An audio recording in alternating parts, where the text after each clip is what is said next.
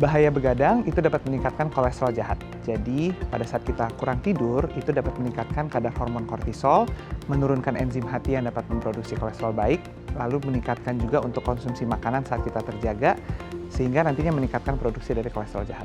Selanjutnya adalah bagaimana mekanisme utama begadang dapat menimbulkan peningkatan kadar kolesterol. Yang pertama adalah peningkatan kadar kortisol, di mana kortisol yang tinggi ini dapat menyebabkan produksi dari LDL yang meningkat, dan yang kedua adalah gangguan metabolisme lemak, di mana gangguan metabolisme lemak ini terjadi pada saat kita kurang tidur sehingga menyebabkan kadar kolesterol jahat naik. Selanjutnya adalah penurunan enzim hati, di mana penurunan kadar enzim hati ini dapat berperan meningkatkan kadar kolesterol jahat dalam tubuh. Nah, yang kedua adalah intake atau pola makan yang tidak baik saat kita terjaga atau saat kita begadang, di mana biasanya kita mengkonsumsi makanan-makanan yang tinggi akan kolesterol jahat, tinggi akan LDL, sehingga dapat meningkatkan kadar kolesterol jahat di dalam tubuh. Nah, yang terakhir adalah penerapan pola hidup sehat, di mana tidak hanya kita mengkonsumsi makanan-makanan yang baik saja, tapi kita harus menjaga pola hidup sehat, aktivitas fisik teratur, dan selalu menjaga intake makanan yang baik, sehingga kadar kolesterol di dalam tubuh kita tetap terjaga. Ya pemirsa, kalau kita berbicara tentang kolesterol ini kayaknya jadi public enemy ya. Nggak ngerti, maksudnya kayak kolesterol ini benar-benar sesuatu yang jahat yang ada di tubuh kita sehingga say no to kolesterol gitu ya. Atau sebenarnya kolesterol itu ada fungsinya sih di tubuh gitu ya. Karena selama ini kita menganggap bahwa kolesterol itu jahat banget, kita nggak boleh ada kolesterol, jangan sampai mengonsumsi sesuatu yang berkolesterol dan lain sebagainya. Pokoknya benar-benar say no to kolesterol seperti itu ya.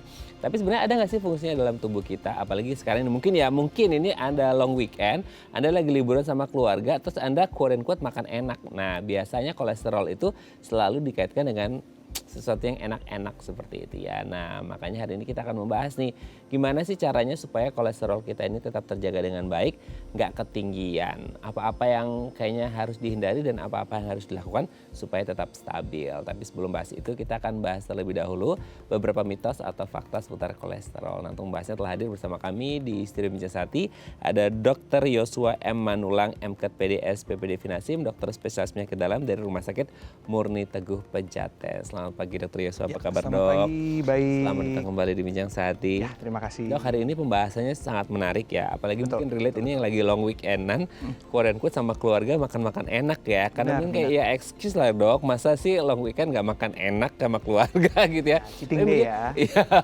cheating gitu ya. Tapi kan ada sesuatu yang harus diwaspadai gitu ya, karena mungkin kayak sesuatu yang cheating sekali aja siapa tahu ya, karena repetitif akhirnya jadi habitual action yang sebenarnya bisa mengancam nyawa ataupun bahaya kesehatan si keluarga itu sendiri gitu ya. Kita bahas mitos faktanya dulu ya dok. Yang pertama adalah kolesterol hanya berasal dari makanan berminyak. Nah kebetulan kan salah satu makanan pokok kita di Indonesia kayaknya bukan nasi aja ya dok ya, gorengan gitu.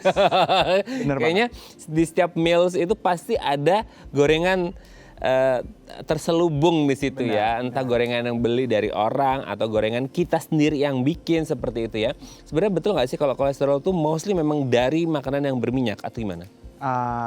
Mitos. Oh. Tidak hanya dari minyak. Sama ini kan kita kenalnya dari minyak. Ya.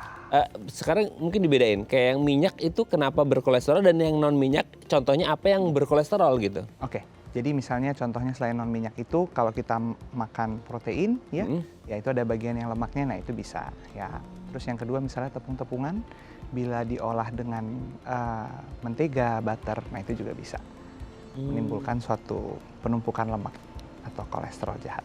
Ya. Jadi nggak harus yang oily gitu ya dok ya? Ya, tapi itu mostly memang berasal dari situ.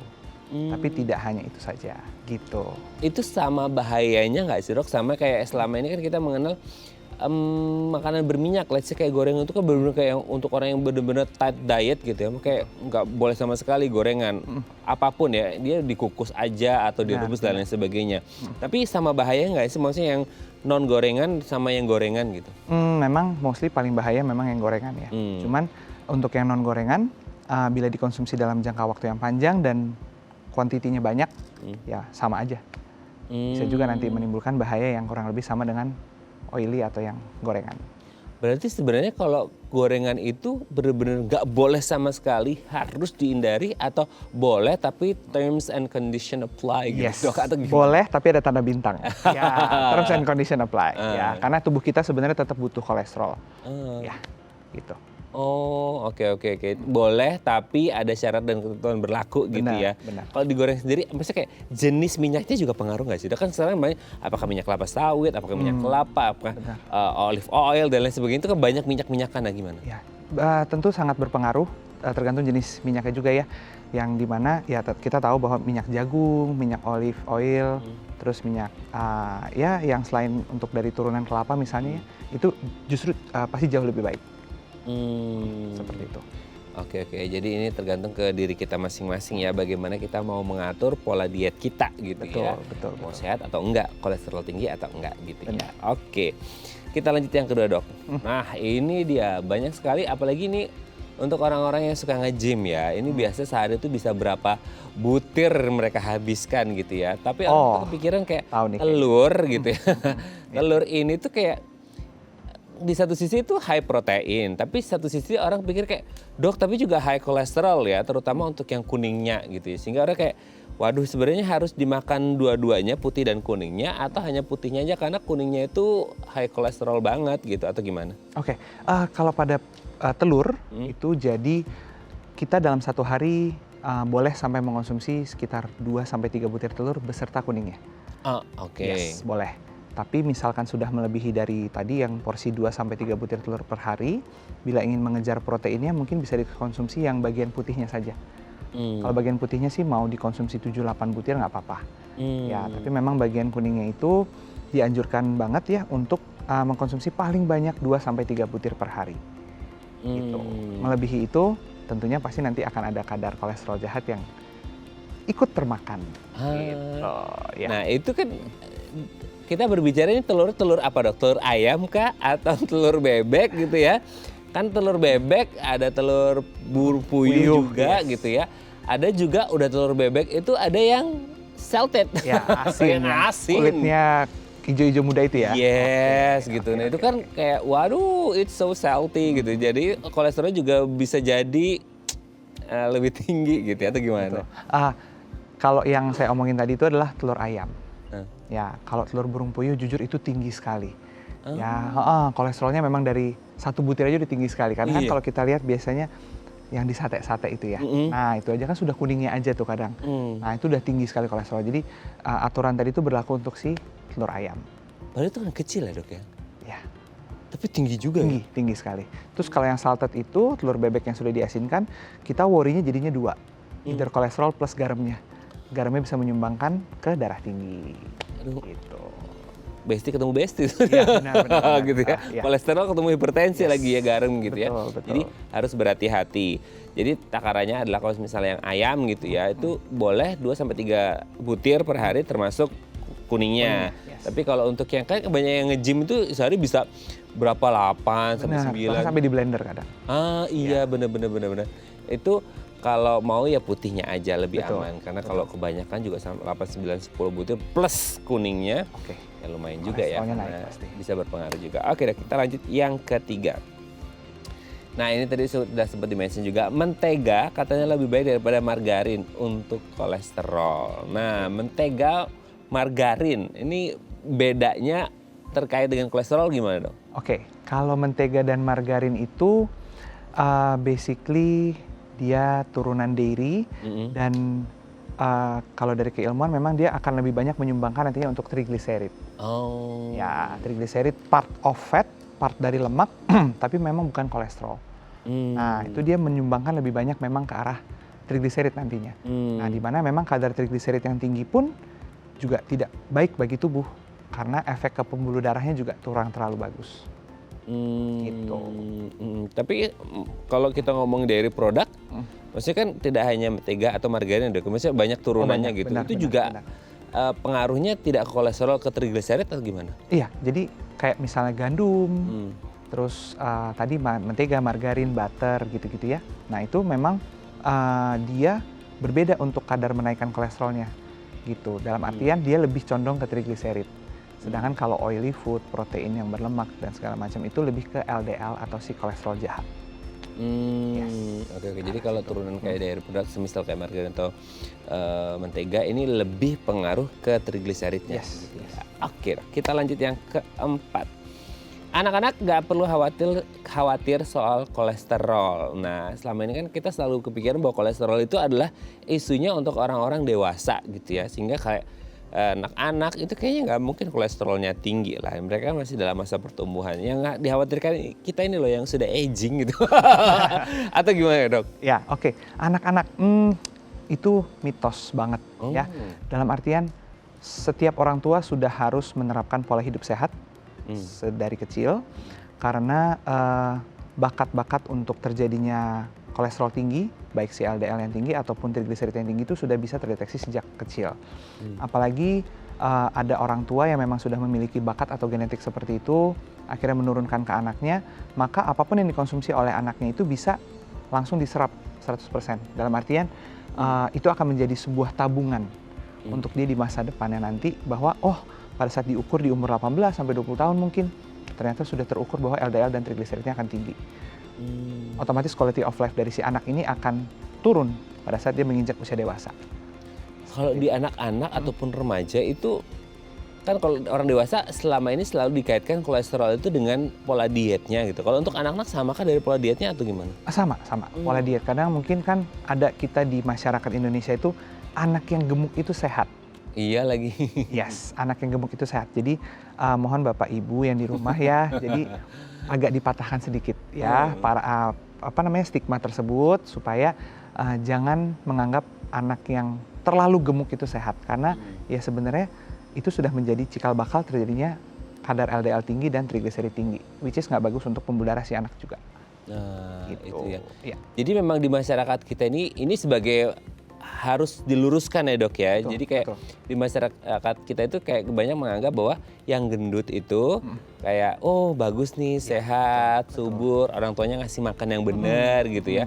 Sementara yang kurus gitu ya orang menganggap bahwa ini orang tuanya nggak ngasih makan, ini penyakitan nih gitu, gitu ya. Ya, jadi harus yang pas aja gitu ya. Benar. Tidak terlalu berlebihan, tidak terlalu tidak. Jadi jangan menganggap bahwa anak-anak nggak apa-apa lah, wajar nanti juga gede Dok, tinggi, nanti badannya akan kurus, enggak juga gitu ya. Karena bisa jadi kolesterol juga bisa mengintai dari kecil. Nah kalau untuk kayak gejala klinisnya di anak-anak masih nggak kerasa juga sama kayak orang tua, meskipun kayak mereka dalam masa pertumbuhan. Itu pengaruh nggak ke pertumbuhan mereka juga Dok? Mungkin nanti kelihatannya di hormonalnya aja sih. Ya, tapi kalau untuk gejala seperti nyata yang mungkin nyeri kepala hebat atau mungkin susah fokus ya atau mungkin pandangan buram atau seperti itu mungkin belum terlalu tampak di anak-anak. Tapi dia lebih kepada nanti efek kepada hormonalnya.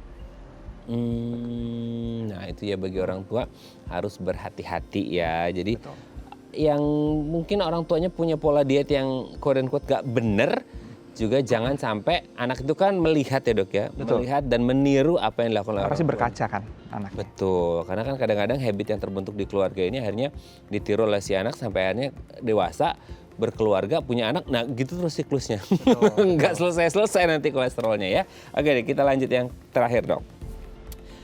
Nah ini tadi sempat dibahas juga, trigliserida itu sama dengan kolesterol. Jadi selama ini tuh orang taunya kolesterol gitu. Sementara ada terminologi lain namanya trigliserida. Dan orang berpikir karena ini adalah, biasanya karena sering diceknya barengan, seorang berpikir bahwa ya trigliserid adalah kolesterol. Kolesterol itu juga sama trigliserid. Ini sama, beda, atau serupa tapi tak sama atau gimana Dok? Oke, jadi trigliserid dan kolesterol itu berbeda. Ya, kolesterol itu memang substance atau bagian yang terdiri dari kolesterol baik, kolesterol jahat, LDL dan HDL. Sedangkan trigliserida itu adalah fat, lemak.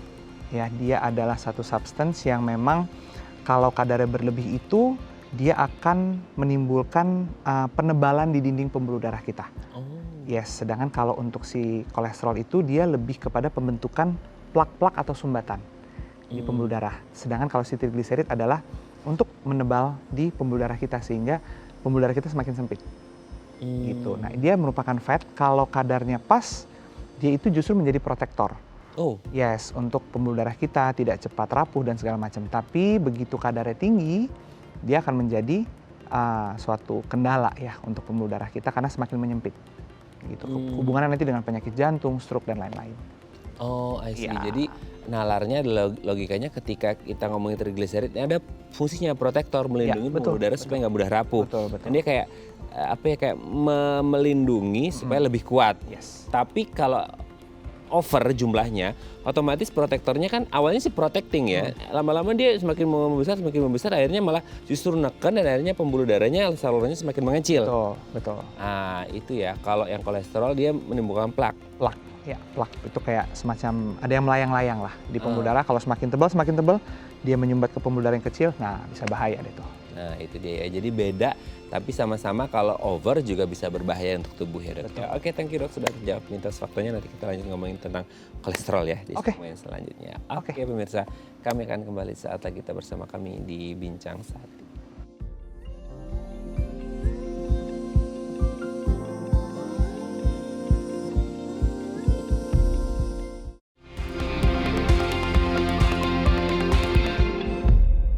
Baik, Anda masih bersama kami di Bincang Sehati dan kita masih membahas sama kita hari ini seputar kolesterol. Jangan sampai tinggi ya, harus tetap stabil karena bisa ada bahaya yang mengintai. Nah, bahayanya apa saja? Gimana caranya supaya kolesterol tetap stabil, tidak tinggi? Hari ini kita akan mengupas tuntas itu semua. Kalau Anda punya pertanyaan atau Anda kemarin baru MCU terus kelihatan tuh kolesterolnya udah 300 gitu ya. Boleh tanya-tanya di 021 290 32644 atau DM Instagram kami di @bincangsehati.tv. Kita masih bersama dengan Dr. Yosua M. Manulang, MKet PDS, PPD Finasim, dokter spesialis penyakit dalam dari Rumah Sakit Murni Teguh Pejaten. Oke, Dok, sebelum kita membreakdown si kolesterol ini yang mostly ini jadi kayak public enemy-nya banyak orang gitu ya. Karena saking takutnya sama kolesterol jadi memusuhi kolesterol. Kita sebelum breakdown apa saja jenisnya, kita secara umum dulu, Dok. Secara medis itu definisi kolesterol di dalam tubuh ini apa sih? Maksudnya kayak dia ada di mana, terus kemudian fungsinya apa dan ancamannya apa gitu. Kita bahas kolesterolnya secara umum dulu, Dok. Gimana? Boleh. Ya, jadi kolesterol itu adalah sejenis senyawa lemak. Ya, lemak.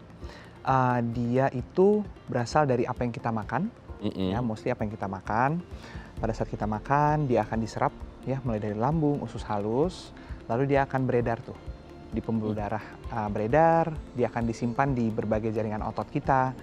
Terus kalau misalnya suka ada USG tuh, wah ada fatty liver. Nah, itu kolesterol juga disimpan di lemak, di hati ya, di hati. Nah, kolesterol itu perannya apa? Kolesterol itu dia sebetulnya perannya banyak sekali ya. Satu, dia menjadi cadangan energi. Ya, cadangan energi. Yang kedua itu dia berperan sebagai juga mengatur sistem imun kita. Jadi kalau orang dengan kadar kolesterol juga kerendahan, otomatis sistem imunnya kemungkinan besar kurang bagus juga. Imunitas dalam artian terhadap penyakit gitu. Ya. Nah, yang kedua, kolesterol itu juga gunanya sebagai misalnya kalau kita ada sedikit olahraga yang keras tuh ya, olahraga yang cukup berat gitu. Nah, otomatis kan pembakaran energi itu kan menjadi lebih. Yes. Nah, itu tadi yang saya bilang menjadi cadangan tuh ya untuk pengambilan energi ekstra. Ya, kalau misalnya kita lagi ada kegiatan yang cukup berat. Nah, yang ketiga, kolesterol ini juga menjadi momok apabila ya itu tadi kadarnya berlebih di dalam tubuh. Karena tadi saya bilang dia beredarnya di pembuluh darah, dia beredar di otot, dia beredar di organ-organ besar seperti liver, seperti jantung, dan seperti pankreas misalnya ya. Nah, itu bila kadarnya berlebih dia akan menjadi ancaman bagi tubuh kita. Karena apa? Karena kerja dari organ-organ tersebut akan menjadi lebih berat ya dan menimbulkan gejala-gejala yang mulai terlihat kecil-kecil kayak seperti cepat lelah dan lain-lain. Nah, jadi kolesterol itu ya tadi adalah sejenis substance, bagian dari lemak, bagian dari fat ya, yang dimana sebetulnya kegunaannya banyak sekali kalau kadarnya pas. Nah, tapi kalau kadarnya nggak pas, wah. Nah, itu sebenarnya sudah di-spill sedikit-sedikit ya sama Dr. Yosua. Bahasanya gini, selama ini tuh kita menganggap kolesterol tuh ya jahat sebelum kita membreakdown kolesterol itu ya, Dok ya. Jadi orang kepikir kayak, aduh enggak deh ini kolesterol dan lain sebagainya. Sementara tadi disampaikan bahwa oh ternyata banyak ya manfaat dari kolesterol. Tapi orang kepikir karena sekilas mungkin ya baca atau pernah dengar atau pernah lihat, oh itu substan yang bagian dari fat, Dok, dari lemak. Ya udah, kan kita juga nggak butuh lemak. Lemak kan bahaya, mengancam jiwa juga. Jadi apakah itu stigma yang tertanam di masyarakat kita, kolesterol bagian dari fat dan fat itu sangat dimusuhi oleh kita gitu. Sementara fat juga harusnya kan ada manfaat di tubuh kita, betul nggak sih? Betul. Jadi kalau misalnya para pemirsa pernah periksa lab, misalnya darah ya, kan ada tuh bagiannya ada HDL dan LDL. Nah itu. Nah, itu HDL itu kolesterol baik loh. Kolesterol baik di mana ya kita butuh si kolesterol baik itu. Dan misalnya kita juga butuh sedikit lapisan lemak di bagian perut supaya apa, misalnya kalau kita ada terkena apa, kepentok apa, jadi kita sedikit ada lapisan ekstra lah. Ya, dia kan melapisi dan menjadi bantalan. Oke, tadi sudah di-spill dikit, ada HDL, ada LDL. Nah ini yang sering dibahas oleh banyak orang gitu ya.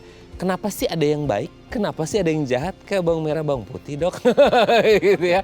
Itu kenapa ada HDL, kenapa ada LDL, dan satu lagi temennya adalah triglycerid yang orang kepikiran itu juga bagian dari kolesterol juga. Nah sekarang mungkin boleh di breakdown lebih mendalam lagi dok. HDL itu apa? Terus kemudian apa jumlahnya yang pasnya berapa? LDL itu apa? Jumlahnya berapa? Dan triglycerid juga gimana? Oke, jadi kalau pemirsa Bincang Sehati mungkin pernah cek darah, terus dilihat tuh breakdownnya ya. Kolesterol total.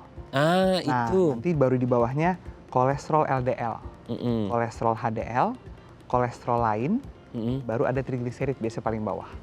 Nah, itu breakdownnya itu biasanya patternnya udah seperti itu. Seperti itu. Ya. Nah, kolesterol total ini merupakan penjumlahan daripada kolesterol HDL, LDL, dan kolesterol lain. Jadi biasanya kalau pemirsa Bincang Sehati itu ngejumlahin nih antara HDL, LDL, dan kolesterol lain, biasanya hasilnya nggak jauh beda tuh dengan si kolesterol total. Biasanya, tapi biasanya memang ada margin selisih sedikit lah, ya nggak pas-pas banget.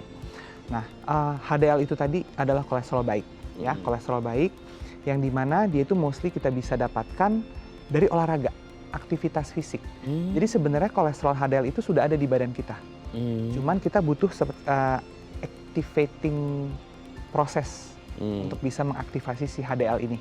Nah, HDL ini sebenarnya sudah ada, jadi kita rajin aktivitas, ya aktivitas dalam artian jalan pagi, treadmill mungkin, lari atau angkat beban dan segala macam. Nanti HDL ini akan naik, HDL ini akan teraktivasi. Nah, HDL yang timbul ini atau yang naik ini akan menurunkan si LDL. Gitu. Nah, yang kedua LDL. LDL ini ada kolesterol jahat. Kolesterol jahat yang dimana kadarnya itu kalau bisa di bawah 130 atau di bawah 100. Kalau HDL tadi? HDL ini di atas 40. Di atas 40? Di atas 40, betul. Jadi kalau bisa HDL di atas 40, di atas 50. Kalau si LDL sebisa mungkin di bawah 130 atau bahkan sampai di bawah 100. Jadi the lower the better kalau LDL. Kalau HDL the higher the better. Nah, sedangkan kalau si triglycerid dia karena merupakan fat, lemak tersendiri, bukan bagian dari kolesterol, tapi yang tadi saya bilang efeknya ini bisa membahayakan kalau naik tinggi. Nah, itu juga nilainya kalau bisa jangan sampai di atas 130. Ya, 130 atau 150 lah. Tapi kalau bisa di bawah itu, di bawah 130 atau di bawah 150. Oke, tapi kalau untuk yang kolesterol total yang hanya HDL, LDL, dan kolesterol lain Kolesterol lain itu di bawah 200. Di bawah 200, itu bagusnya. Kalau kolesterol lain itu maksudnya apa ya dok ya? Kolesterol lain banyak sih, Pak ya. Jadi dia bukan bagian dari HDL, bukan bagian dari LDL, tapi memang terkadang harus diukur supaya kita menentukan risiko seseorang untuk terjadinya penyakit kardiovaskular ini adalah tinggi atau enggak. Ya ada tuh di beberapa lab itu ada bagian tersendiri dia nanti kolesterol lain. Oke. Jadi harus ditingkatkan HDL-nya kalau bisa di atas 40, LDL-nya di bawah 130, lebih bagus di bawah 100 gitu ya. Dan triglycerid juga kalau bisa di bawah 130. Tadi sudah dijelaskan HDL bisa naik itu mungkin dengan aktivitas fisik berolahraga ya, misal jalan atau kemudian berolahraga lah ya gitu ya, lari dan lain sebagainya, atau Anda bisa naik sepeda gitu ya, sepedaan gitu ya, kan bisa sehat. Nah, tapi belum dibahas nih dok, yang LDL-nya bisa datang dari apa aja, nanti kita bahas di segmen selanjutnya ya. Oke, pemirsa, kami akan kembali saat lagi, kita bersama kami di Bincang Sehati.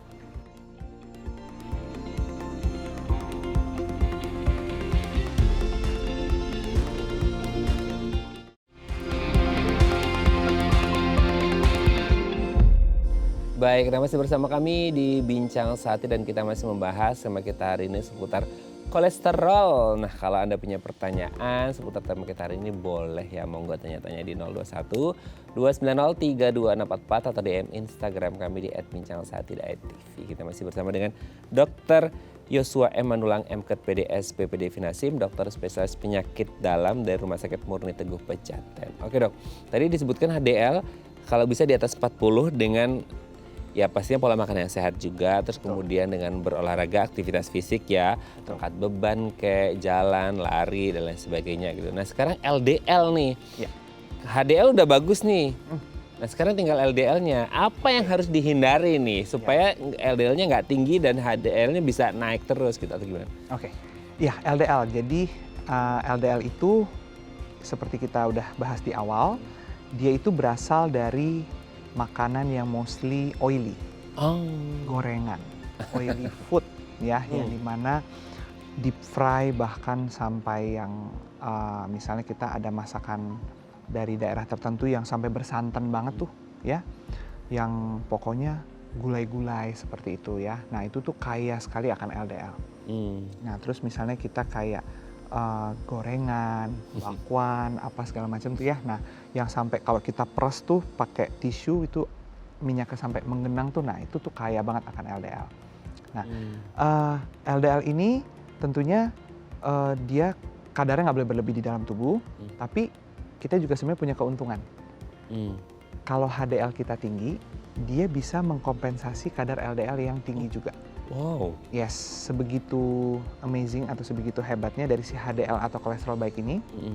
Sehingga misalnya kita HDL kita tinggi, kita agak ya cheating-cheating dikit ya, curi-curi makan sedikit.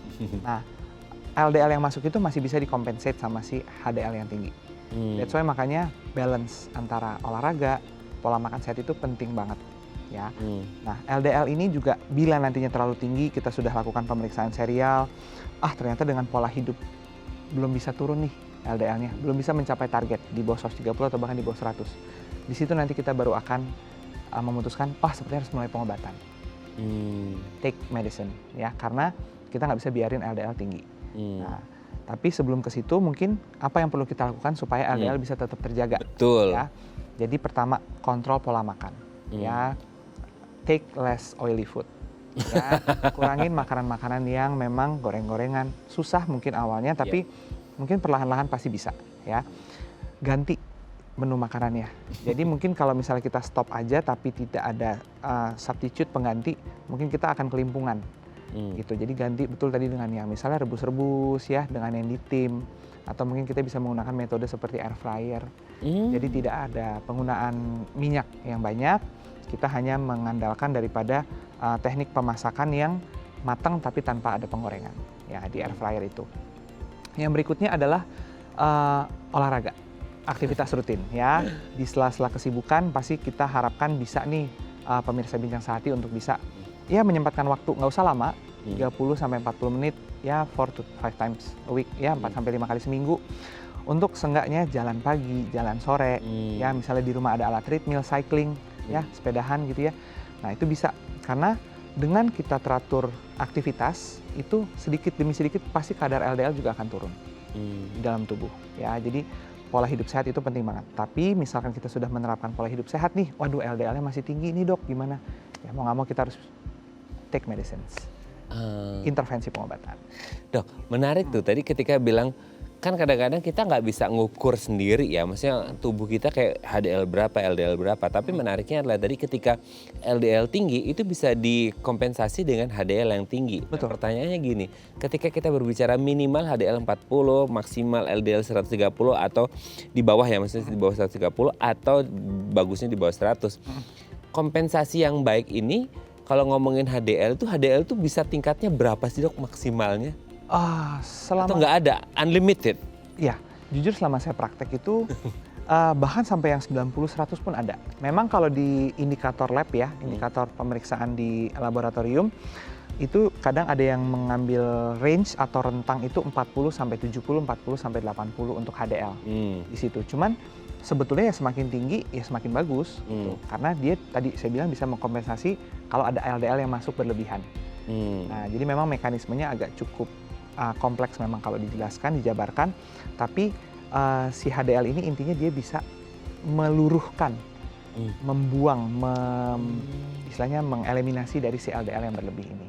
kalau ada di badan kita, betul. Tapi sebenarnya HDL dan LDL ini berjalan seiring sejalan nggak sih dok? Dalam artian gini, HDL tinggi bisa jadi indikasi bahwa dia mencoba mengompensasi LDL yang juga tinggi. Atau nggak juga, HDL tinggi juga bisa LDL rendah. Atau LDL tinggi, HDL rendah, atau gimana?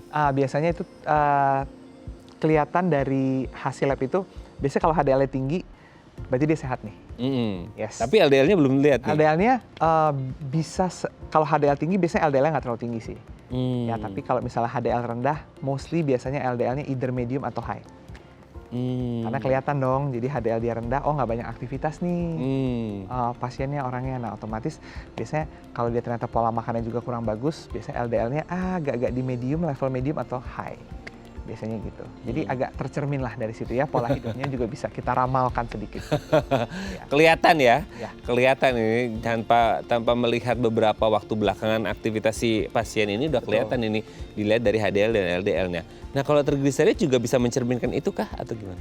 Triglycerid itu lebih kepada apa yang dimakan. Jadi kalau misalnya memang dia banyak makan tepung-tepungan, banyak makan makanan turunan gandum, banyak makan makanan seperti mentega, margarin, ya itu bisa mencerminkan, oh lagi banyak nih Bapak Ibu ya, untuk konsumsinya hati-hati, mulai diwaspadai. Kalau kadarnya sudah lebih dari 200 atau 250, kita mungkin mulai pengobatan dulu, sampai kadarnya bisa terkontrol di bawah 130 atau di bawah 100. Oke, berarti dari makan ya. Ya, betul. Ada istilahnya you are what you eat ya dok ya. Benar, Seperti benar. itu ya. Baik, ya nanti akan kita lanjutkan lagi seputar kolesterol ini di segmen selanjutnya dok ya. Oke pemirsa, kami akan kembali saat lagi, tetap bersama kami di Bincang Sehati.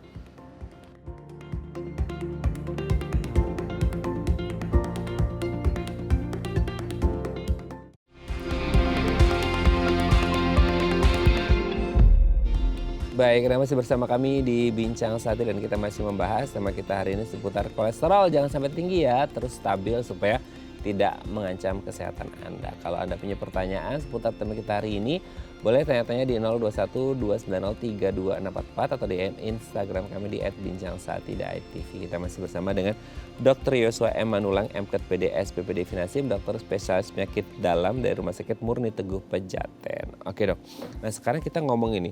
Tadi udah kita breakdown secara mendalam HDL, LDL, dan beberapa faktornya ya, faktor risikonya. HDL baik karena beraktivitas fisik dan lain sebagainya, LDL mostly karena dari makanan, triglycerid dan lain sebagainya. Udah kita jelaskan. Nah sekarang kita ngomongin siapa saja yang berisiko.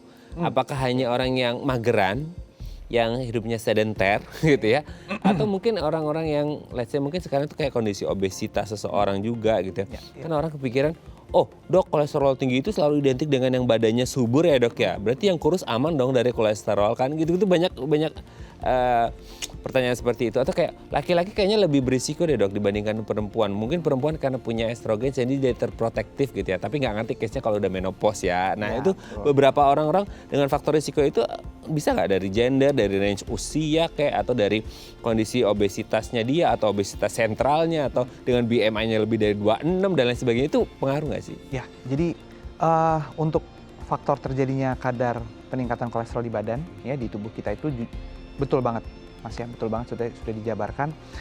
Yang pertama tuh mungkin kita breakdown ya satu-satu. Pertama tuh umur. Ya, karena seiring bertambahnya umur otomatis metabolisme kita semakin lambat. Ya. Jadi meningkatnya umur, metabolisme semakin lambat, maka untuk pemecahan kolesterol pun akan semakin berkurang, semakin lambat ya. Jadi penumpukan kolesterol itu akan semakin tinggi ya di badan kita, itu satu. Yang kedua, gender, jenis kelamin ya. Betul tadi dikatakan memang pria lebih rentan untuk terjadinya kadar hiperkolesterol atau dislipidemi. Mostly memang bukan karena hanya masalah hormonal ya, tapi memang dari pola hidup, dari segi mobilitas dan segala macam, mungkin aktivitas pria lebih diverse dibandingkan perempuan ya, seperti itu bisa juga. Yang ketiga, berat badan atau BMI atau indeks massa tubuh kita bisa bilang itu berpengaruh, tapi jangan salah. Dari hasil Riskesdas kita ya, dari Kemenkes itu sudah banyak ditemukan dengan BMI rendah pun hasil lab atau hasil periksa darah kolesterolnya itu pun tinggi.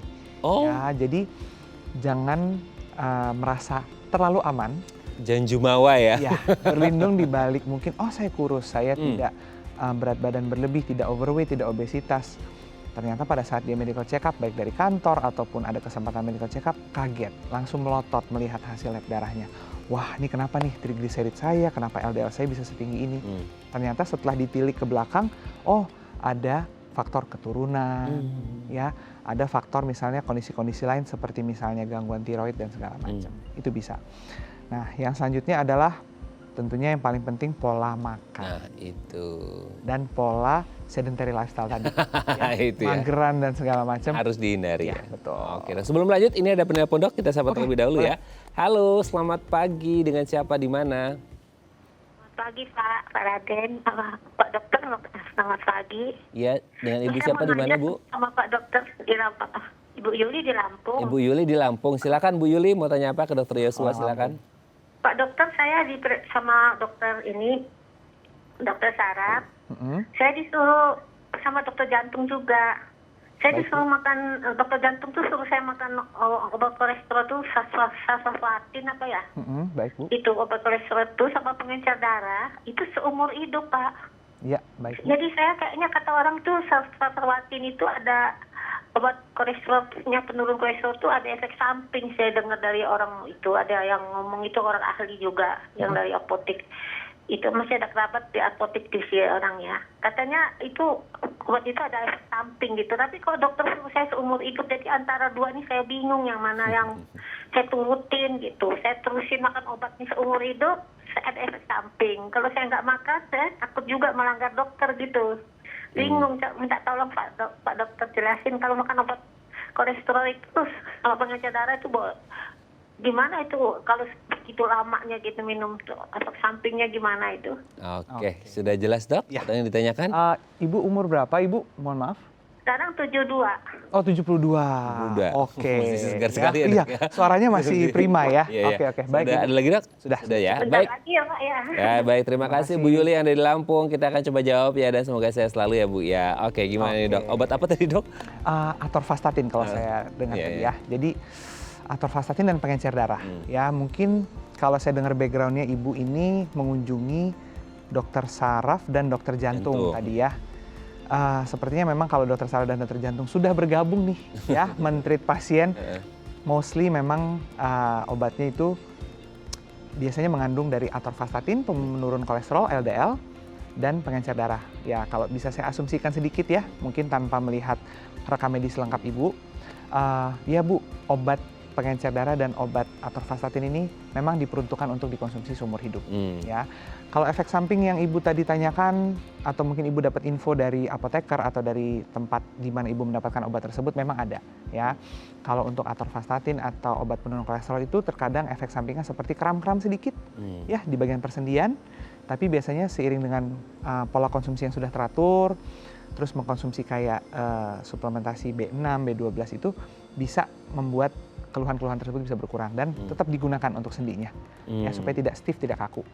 Nah itu, tapi kalau bisa saya tarik kesimpulan ya ibu harus minum obat tersebut supaya seumur hidup supaya mencegah kondisi atau penyakit lain yang bisa mungkin timbul ya. Dan ini kan mungkin gitu. Ini tuh kayak cerminan di masyarakat kita nggak sih dok? Mungkin kayak harus minum obat, terus kemudian banyak nih suara-suara dari sekitar, which is mereka itu bukan tenaga medis, kayak kau tuh ini loh, nanti efek sampingnya lo ginjal lo nanti, itu banyak banget. Justru kalau tidak itu minum obatnya tidak diminum, bahayanya lebih tinggi. Betul. Jadi sebenarnya bukan obatnya yang menyebabkan kerusakan di beberapa organ yang sering dijadikan istilahnya kambing hitam, ginjal dan lain-lain. Justru penyakit yang tidak diobati tersebut yang bisa merusak organ sekitarnya. Nah itu. Ya, itu yang mungkin kita harus tetap promosi kesehatan ya kepada masyarakat supaya jangan sampai salah. Bahwa penyakit yang tidak diobati tersebutlah yang sebenarnya menyebabkan kerusakan organ lain, bukan obatnya. Nah, itu dia. Jadi tetap harus dikonsumsi ya Bu Yuli ya. Betul. Dan jangan dengarkan suara-suara itu karena kalau dokter jantung sama sarafnya tadi sudah berkolaborasi, intinya itu demi kebaikan. Kalaupun akhirnya mungkin ada kram-kram dan sebagainya bisa diantisipasi dengan suplementasi B6 atau B12 tadi ya dok ya. Semoga sehat selalu ya Bu Yuli ya dan semoga tetap semangat minum obatnya. Oke dok, kita lanjut lagi. Oke. Tapi kalau kan gini, selama ini tuh orang dengan misalnya kolesterolnya udah berapa ratus, tapi banyak yang kayak kayaknya badanku nggak apa-apa dok. Jadi nggak apa-apa kali kolesterolku tinggi, LDL tinggi. Nah selain disebut segitu, se-silent itu kasih kolesterol tinggi ini gitu. Ya, jadi memang kalau kolesterol tinggi ini banyak pasien atau banyak masyarakat yang juga sebenarnya tidak mengalami kondisi klinis atau gejala klinis akibat dari si kadar LDL atau trigliserid yang tinggi, ya. Jadi dia sebenarnya silent di badan, tapi yang silent ini justru juga menjadi sesuatu hal yang tidak bisa kita kesampingkan karena sebenarnya bahayanya sama. Jadi dia bisa, maaf, tiba-tiba plaknya lepas nih dari LDL yang udah menggumpal itu di pembuluh darah, plaknya lepas, dia terbawa dengan aliran darah, menyumbat. Bisa di kepala, bisa di jantung jadi serangan jantung, di kepala jadi stroke, ya. Bisa juga misalnya kebawa ke ginjal jadi gangguan ginjal dan lain-lain. Nah, tapi tidak merupakan kita jadi tidak ada gejala, maka otomatis LDL dan trigliserid tentunya tidak tinggi, ya harus dilakukan pengecekan. Pengecekan ya, dan tindakan preventif supaya tidak terjadi hal-hal yang tidak diinginkan gitu ya dok ya. Oke, nanti kita lanjut lagi dok ya. Oke. Ya. Oke pemirsa, kami akan kembali saat lagi kita bersama kami di Bincang Sehati.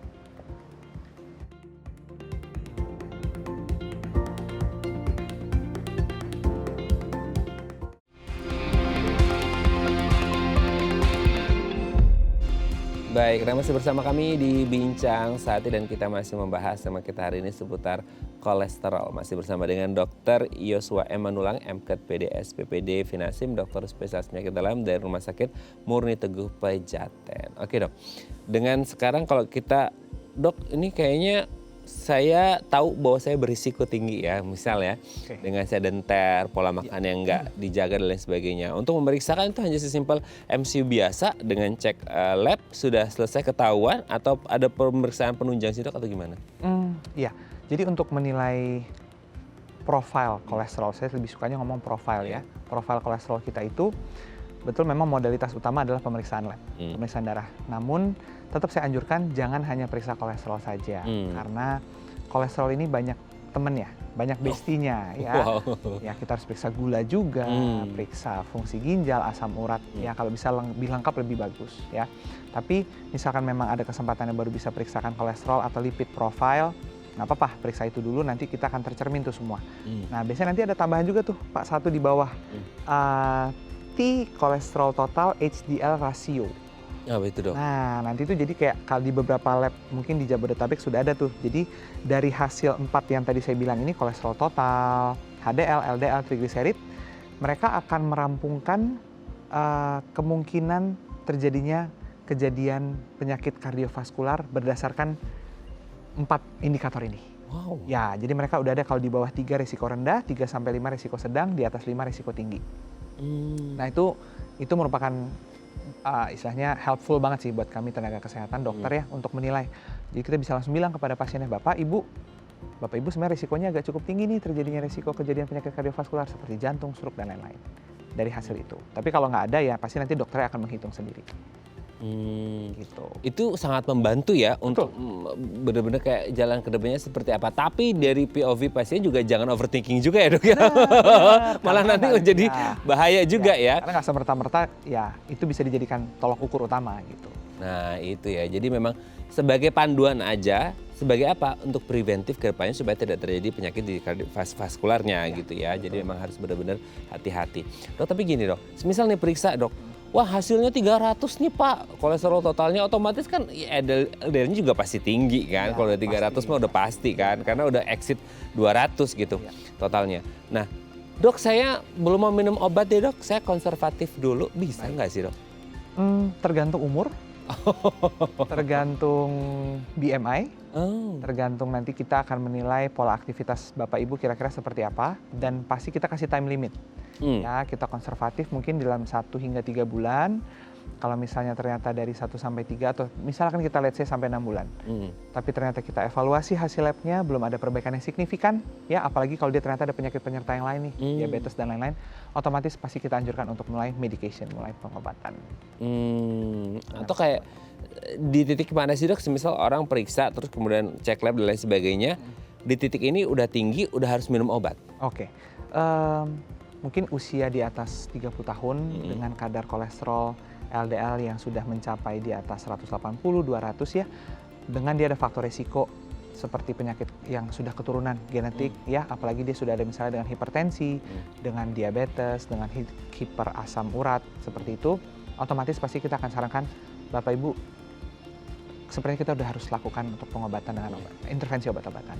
Nah, untuk intervensi obat-obatan ini sendiri dia dosisnya di awal dok 300 obatnya misal berapa jenis, berapa macam, terus seiring berjalan waktu kayaknya sudah mulai stabil, dikurangi nggak dosisnya atau gimana? Ya, jadi nanti pasti kita ada dosis terapeutik dulu. Dosis terapeutik itu kita untuk mengejar target ya. Bila nanti naiknya LDL saja mungkin kita bisa cukup dengan satu obat. Tapi bila memang trigliseridnya pun ikut naik, mungkin ada sedikit plus one-nya lah obatnya. Sampai di target kolesterol, LDL, dan trigliserid yang diharapkan oleh dokter, oleh tenaga kesehatannya, baru nanti mungkin kita bisa pakai dosis maintenance. Ya, dosis maintenance itu diwajibkan tetap dikonsumsi, mungkin bisa ada penurunan dosis, tapi kita menjaga supaya tidak naik sampai ke kadar yang mengkhawatirkan itu tadi. Gitu. Dok, menarik ngomongin dosis maintenance ya, karena banyak yang merasa kayak, dok saya udah periksa, kayaknya udah berapa kali periksa, kolesterol saya aman-aman aja dan saya juga patuh. Can I stop it? Gitu. Bisa Banyak sekali nggak? itu ya. Nah gimana tuh? Ya, stop obat itu sebetulnya sangat... Bukan opsi ya dok? Bukan. Mungkin kita nggak bilang opsi ya, jadi ngomongnya mungkin lebih halus, tidak dianjurkan. Tidak dianjurkan. Ya, tidak dianjurkan dalam artian pasti saya akan menjelaskan. Karena kalau kita sampai stop obat, apalagi stopnya itu benar-benar stop gitu ya, tanpa ada misalnya pemberian jeda minum, misalnya either 2 hari sekali atau let's say dia benar-benar langsung benar-benar murni stop gitu ya, pasti saya akan jelaskan. Bapak Ibu nantinya kalau misalnya Bapak Ibu langsung stop obatnya sendiri, pasti nanti akan terjadi takutnya di kemudian hari komplikasi-komplikasi yang tidak diinginkan. Gitu ya. Jadi diharapkan sih tetap konsumsi obat dan ya pasti nanti bisa kok disetting untuk maintenance dose-nya. Oh, maksudnya dan itu sangat customized sekali, personal sekali dong, dok? Personal sekali. Karena ya itu tadi, bila nanti si pasien ini ada penyakit komorbid yang lain, diabetes dan lain-lain, otomatis target dari si dokternya akan lebih rendah lagi, akan lebih jauh lagi. Jadi kita tidak pernah bisa menyamakan pengobatan satu pasien dengan pasien yang lain. Nah, nggak bisa dipukul rata ya, karena kondisinya akan berbeda. Antara satu lansia usia 70 sama 70 bisa jadi beda, karena mungkin ini ada komorbid, ini nggak ada komorbid. Kepatuhan juga bisa jadi beda gitu ya dok ya.